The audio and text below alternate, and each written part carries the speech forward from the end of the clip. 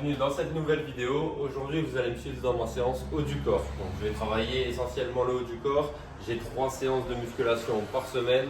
Donc, une haut du corps, une bas du corps et une full body qui me permet de faire un rappel sur chaque groupe musculaire. Donc voilà, aujourd'hui, vous allez me suivre. Comme ça, vous allez pouvoir voir un peu les exercices que je vais intégrer dans ma séance. Et moi, je vais vous donner des conseils à chaque exercice pour vous permettre, si jamais vous voulez le mettre, dans votre séance de musculation, et bien, tout simplement de savoir comment l'exécuter et est-ce qu'il est pertinent ou pas. Donc voilà, sans plus tarder, on passe à l'action. Allez, c'est parti. Ok, du coup l'équipe, premier exercice, développé militaire. Donc un exercice de poussée verticale que je vais coupler ensuite avec des tractions. Donc un exercice de tirage vertical.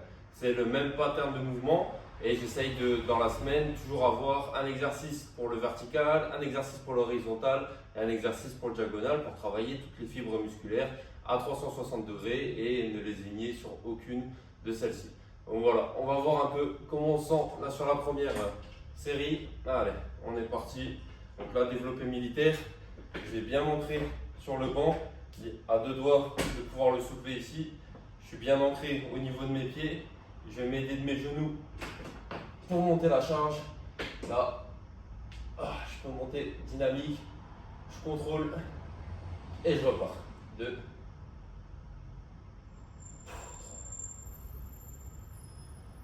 4, 5,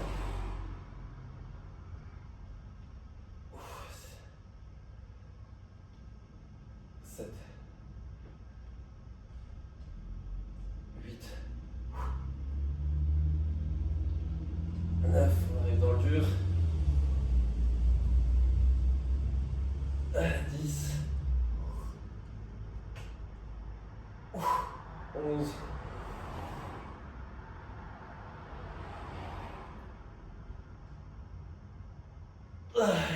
12, ok.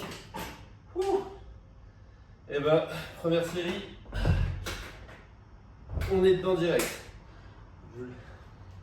Et pareil sur les tractions, ce qui va avoir son importance, c'est ne faire qu'un. Donc, il faut un gros gainage au niveau des abdos. On va serrer les fessiers également. Et on peut rejoindre les deux jambes ici pour ne faire vraiment qu'un et faire qu'un bloc qui me permet ici d'être bien solide. Et hop, j'agrippe ma barre. Et hop, j'agrippe ma barre, les pouces sont au-dessus. Ici, je gagne tout, j'engage mes scapulas. Et là, je peux monter normalement. Ça marche. C'est quelque chose qui peut vous aider grandement. Donc, essayez-le sur votre prochaine série de tractions et vous me direz en commentaire si ça a marché pour vous. Pour le prochain exercice, on va passer aux extensions triceps, mais avec les coudes au-dessus de la tête. Durant ma semaine, j'ai fait les extensions un peu plus classiques ici. C'est toujours bien pour travailler les différentes parties du triceps d'avoir un exercice où vous avez les coudes en bas de la tête et un exercice où vous avez les coudes au-dessus de la tête. Donc là, c'est exactement ce que je vais faire. On va voir comment on sent là sur le premier exercice. Hop. Là, je place la poulie au niveau du milieu du dos, que je la place ici ou plus bas. Ça ne va pas changer grand chose, mais c'est surtout, je vais être ici pour replacer ma charge. Ça va être plus simple si je suis là que si ça me tire tout en bas. Donc c'est pour ça que je viens la placer à peu près au milieu du dos pour avoir un bon étirement durant mon exercice et surtout être beaucoup plus à l'aise une fois que j'ai reposé ma charge. Donc allez, on est parti. Hop, on vient se placer ici, bien ancré au sol, bien solide, abdos serrés. Et là, je viens monter. 1, 2, 3, 4 et 5,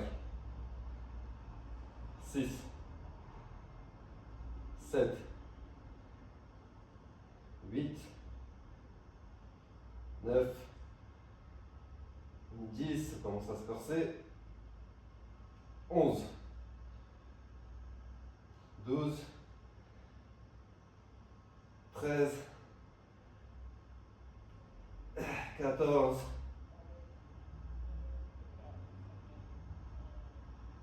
15, allez. 16. Ok, ça c'est un exercice d'isolation parce qu'on n'a que ici une articulation qui bouge, celle du coude. Et ça me permet, voilà, comme je l'ai dit, de cibler mon triceps sur les exercices comme ça, on va être sur une fourchette de répétition, moi en tout cas de 12 à 15. Voilà, je ne vais pas chercher la force max là-dessus, je ne vais pas blinder la charge pour faire seulement 4 ou 5 répétitions. Là, mon but c'est d'enchaîner, apporter un peu le pump. Donc ça vient avec un certain nombre de répétitions, au-dessus de 10. Et ça me permet aussi de faire un boulot efficace. Forcément, j'ai mis une grosse intensité sur le développé militaire et les tractions qui m'ont pris beaucoup d'énergie. Après ça, je diminue un peu l'intensité avec les triceps et donc une fourchette de répétition un peu plus haute. Là, du coup, l'équipe, j'ai plus beaucoup de temps. Donc, ce que je vais faire, c'est que je vais me massacrer les épaules sur un dernier superset que j'aime bien, même giant set, parce que là, on a 3 exercices. Je vais enchaîner les élévations frontales. Donc ici, 10 répétitions. 3, 4, 5, 6, 7, 8, 9 et 10. Ok, directement. Je vais enchaîner avec les élévations latérales. Donc là, j'ai fait l'avant d'épaule. Là, je vais faire le milieu, la partie vraiment latérale ici. Allez, on est parti. On baisse bien les épaules, pas engager les trapèzes. Hop, 1, 2, 3, 4, 5, 6, 7, 8, 9 et 10. Ok. Et là, dernière, je vais solliciter l'arrière d'épaule. Donc quelque chose qu'on n'a pas l'habitude de faire quand on est débutant. Et pourtant, c'est ça qui donne un peu l'effet 3D de vos épaules, qui va vous permettre de prendre vraiment en carrure. C'est les oiseaux aux haltères. Donc là, je vais me pencher légèrement en avant. Et ici, je vais venir chercher derrière. 2, 3, 4, 5, 6, 7, 8, 9 et 10.